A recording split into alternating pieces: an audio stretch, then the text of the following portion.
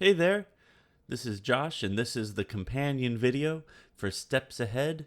Today's video is all about "Oh When the Saints Go Marching In," one of my favorite songs in the whole world, and our first one outside of the key of C in the book.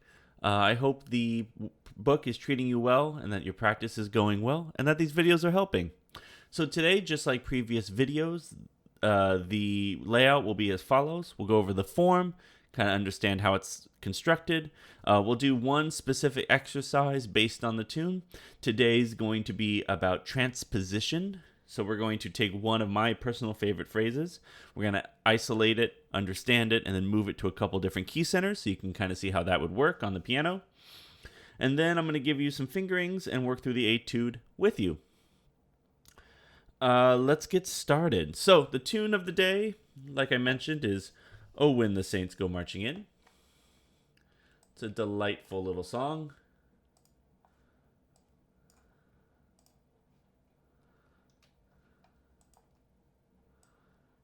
There we go. All right. So, "Oh When the Saints," the famous version I always think of is Louis Armstrong. It's kind of a theme of this book. But basically, this is a gospel tune, gospel blues, that uses some of the hallmarks of blues songwriting and of gospel songwriting.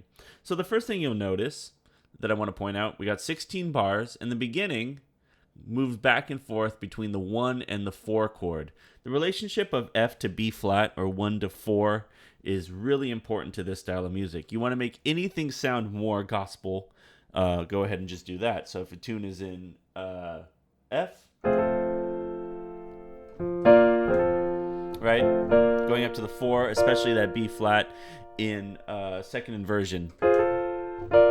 I've heard it called back cycling, but I don't know if that's a more collegiate term or something that people have used after the fact. I don't know if that's the proper terminology.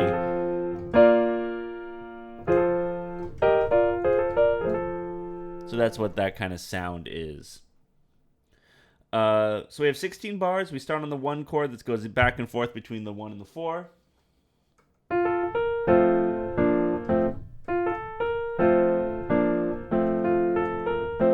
We go to the F, the diminished, to a 2 chord, 5, and then we're on to the ending here. To the 1 is a dominant chord, which takes us to 4, to the minor 4. Hey, you've seen this before. 4 to minor 4. Heard of La Vie en Rose? 1, F, 1, 6. 2 is a dominant chord. 5 is a dominant chord. 1. So let me play the whole head for you. It sounds like this. 2, 1, 2, 3, 4, 1.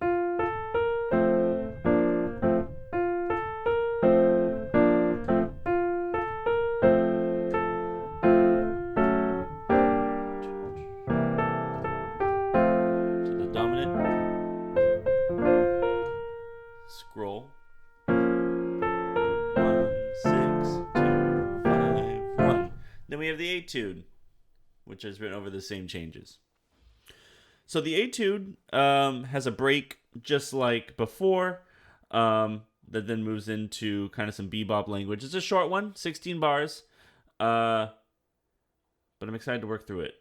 So before we do that, let's talk about a preparatory exercise. And actually, I want to zoom in on one line, kind of going ahead of the game, and look at this one line in the etude. So this is over that 2-5 that we talked about when I just played through the tune. And let's dissect what's going on here. So first, the first 4 notes make a minor arpeggio from the root, or the octave, down to the root again. Just a G minor arpeggio. So it's the 2 chord outline without the 7. Octave, 5th, 3rd, root. Okay? We then have an enclosure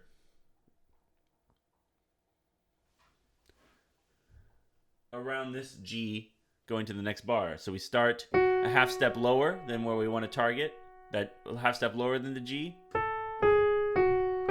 We go up a whole step, down a half step, back to our F sharp. Okay, so you put that together.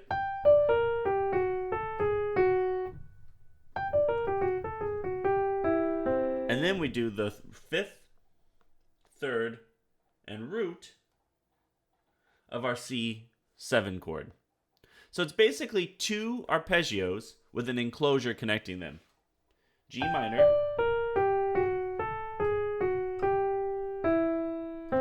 all of that being a 2 to a 5 in the key of F.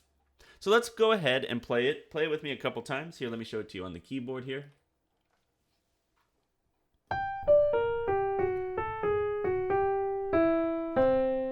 Okay. So let's put this into the key of C. So take a second and see if you can think of what the 2-5-1 would be in the key of C.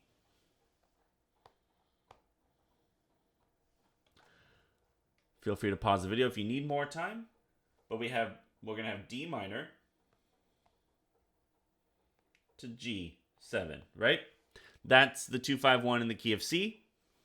So we know that the initial arpeggio walks down from the root, down to the root again, no 7. So we're going to do that on D minor.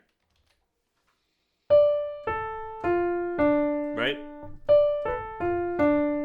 We know we then are going to enclose the fifth. So I got to get my scroll game on point here. There we go. We got to enclose the fifth of that G7, which is also D. So we're going to go down. Right? And then we're going to enclose from a half step below.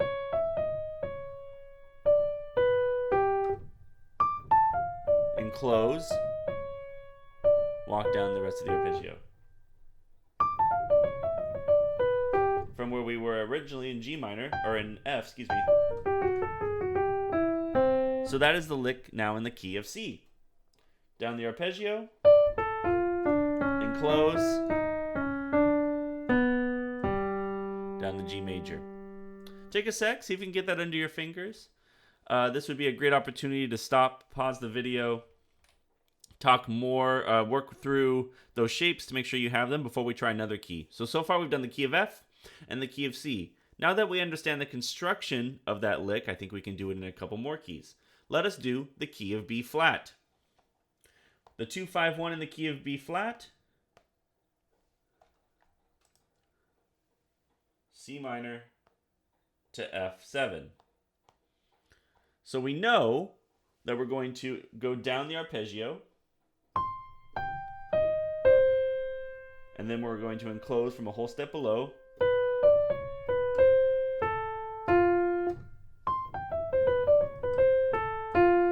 Okay?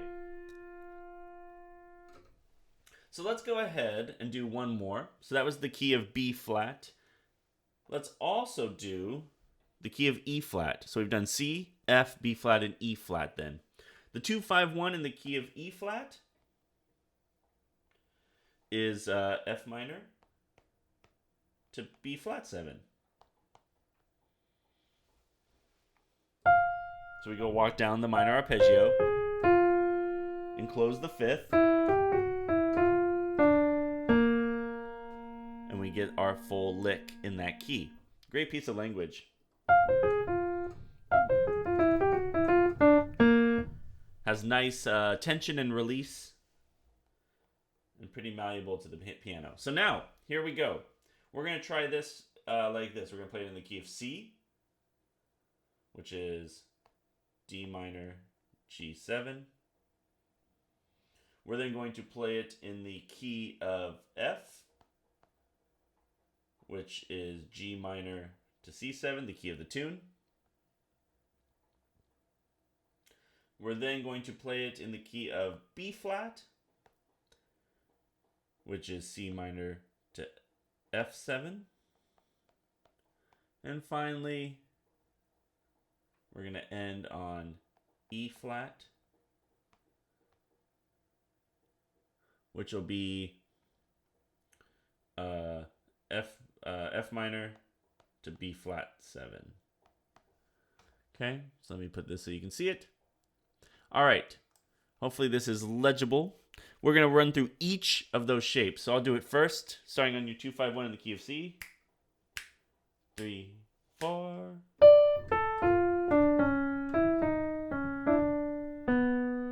Reset for F. 1, 2, 3, 4. Ooh, let me try that again.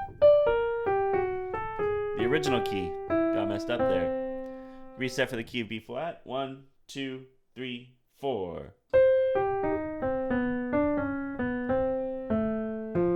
Finally ending in the key of E flat with the F minor. 3, 4.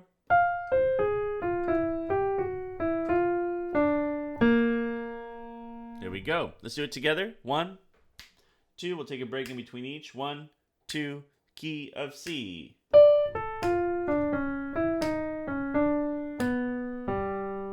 F, 2. Starting on G minor.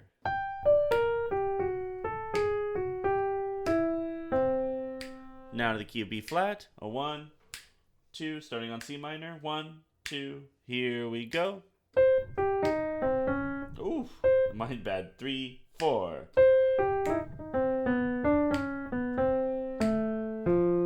And the key of E minor. 2, 1, 2. Starting on F minor. There we go. So the reason we're doing this preparatory exercise and kind of getting into how you move around key centers is this is kind of the building blocks of going beyond this book into improvising in the true sense of the word. In my opinion, improvisation is not about making things up all at once. It's not spontaneous composition. It's really like preparation ahead of time. You have all the vocabulary, and then you get really good at pulling the correct vocabulary and putting it in the right order. And that's what we practice here. So you have this new vocabulary that you can use in any context.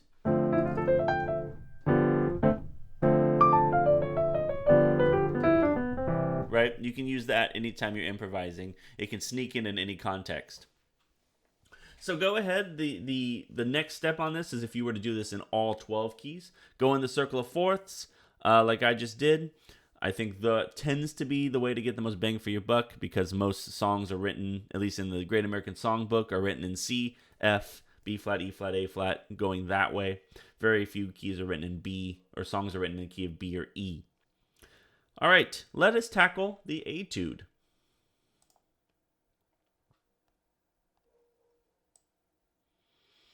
This etude is pretty cool, if I do say so myself. Let me play it for you first, then we'll talk about it, and I'll give you the fingerings. Here we go. So I'll do the last section starting on the B flat of the melody.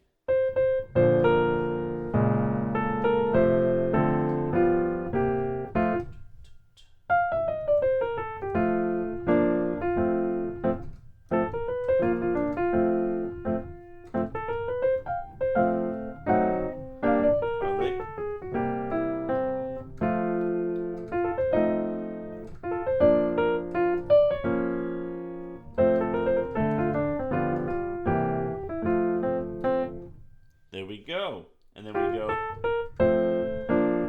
we're back to our melody. All right, so let's talk about it. So you should be used to it at this point. But the name of the game for me, why did that get so big? There we go. The name of the game for me is almost always chord tones and utilizing the chord tones to build direction and compositional intrigue and landing points. So if we start at the beginning, we have the root of F, the third of B flat, back to the root of F. Chord tones, chord tones, chord tones. Right? Just using the natural harmony to give momentum. Moving forward, I'm going to actually skip this and show you this is chord tones as well. Going from the 5th of B flat down to the 3rd up to the root of the F. Again, all chord tones all the time. This is that trick we talked about before, starting on the 3rd, walking up chromatically to the 5th to build some dissonance and some momentum. Okay? So the first line, 2, 3, 4. I like that line. That'd be a nice one to play in a bunch of different keys as well. It's a good piece of language. All right, moving onward. Chord tones. We have the 3rd of F to the 5th of F to the root, down to the 5th again, excuse me. Connecting it chromatically to the 5. With that nice 4th jump at the top, kind of sounds like a yodel to me. Or like a ragtime kind of thing. I think it's sort of like Maple Leaf Rag. I like that jump at the top. Instead of a stepwise motion, it's more of a leap up to the root, 5 to the root. We then get to the root of F, to the root of F sharp diminished, to our line that we already talked about, which is the minor arpeggio with an enclosure to an arpeggio. So that whole line, that second line,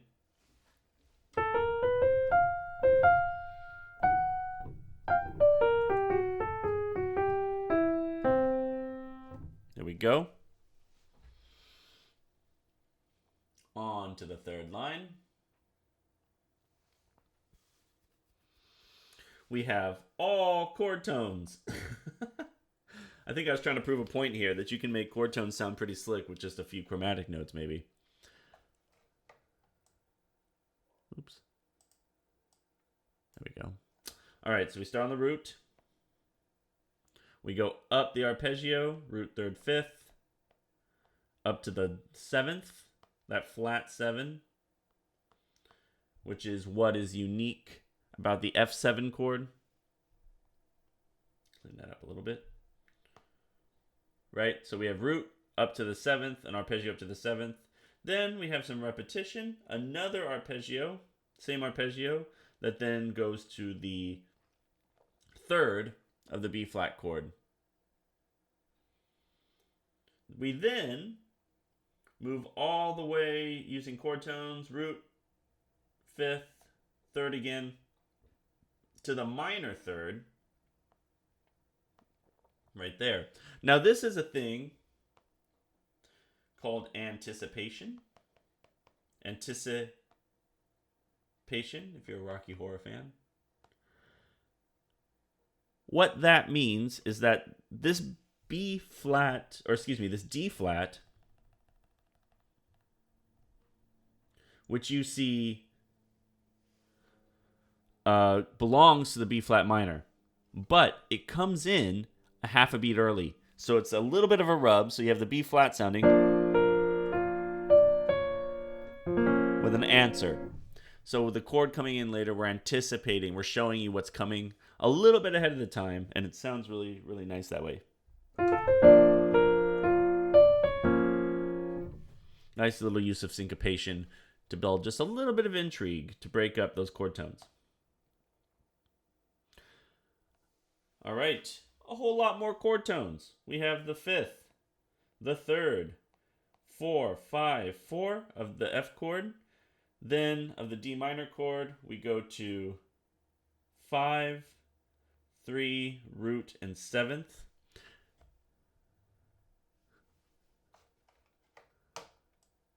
Okay, so 5, 3.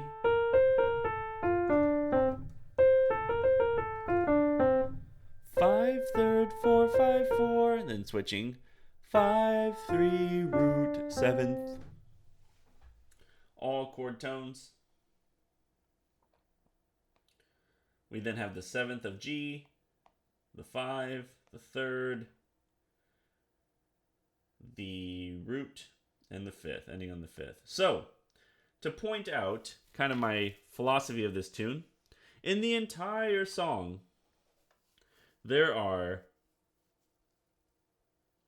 maybe 3 sections with chromaticism in it that are not in the key, in the chords given to you.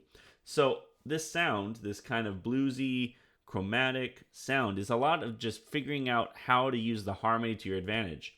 Knowing you're moving from an F to an F sharp diminished, knowing you're moving from a 2 to a 5, dominant to major, etc., etc. Understanding those relationships and those chord tones, you're able to pull out a lot of information without it sounding kind of chaotic, sounds compositional, and without using too much stuff out of the box. Let me play it for you one more time, and then we will do some fingering.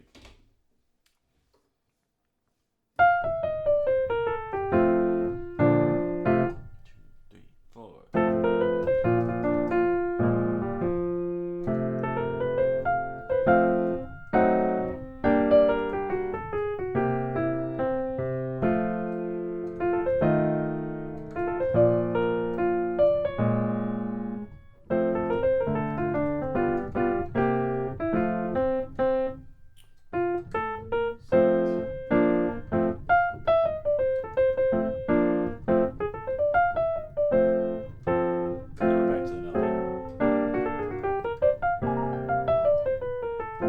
Anyway, so you can see this swings pretty hard without doing too much work.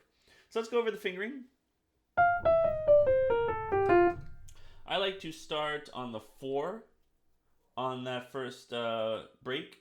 So I go 4 3 2 1 4 3 2 1 2 4 3 2 1 4 3 2 1 2 1 2.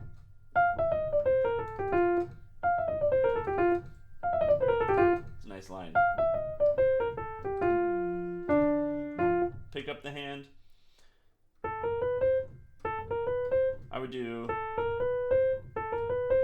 I do 1 3 4 5. You could also do 2 3 4 5. If you do that, make sure you have a nice rotation of the wrist.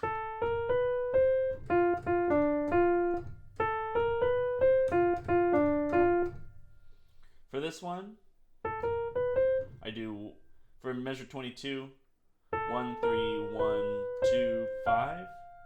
Then my thumb to the 4 to the 3, and that sets that up. So that's a little bit tricky, so let me show you that one more time. 1 3 1 2 5 1 4 3 5.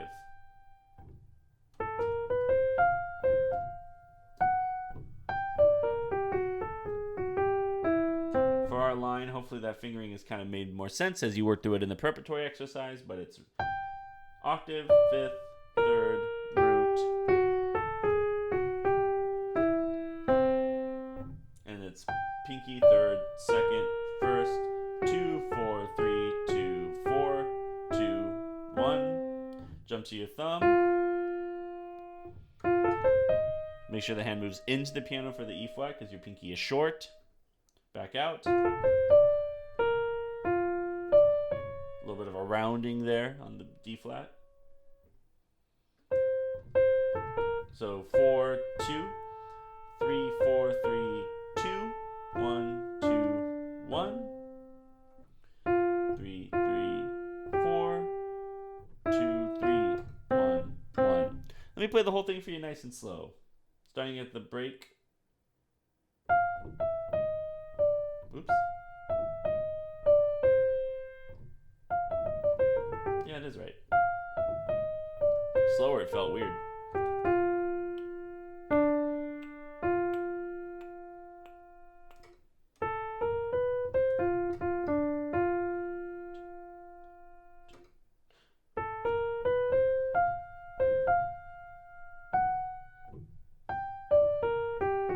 Notice my wrist is really working here. Move in.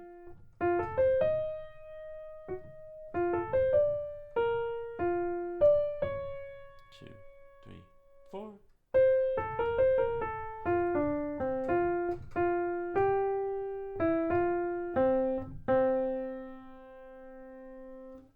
There we go. Hopefully that was helpful. I really like this etude. I hope you do too. Let me know if you have any questions. Send me an email. Looking forward to hearing from you. Enjoy the rest of your practice, and I'll see you for the next video. Bye-bye.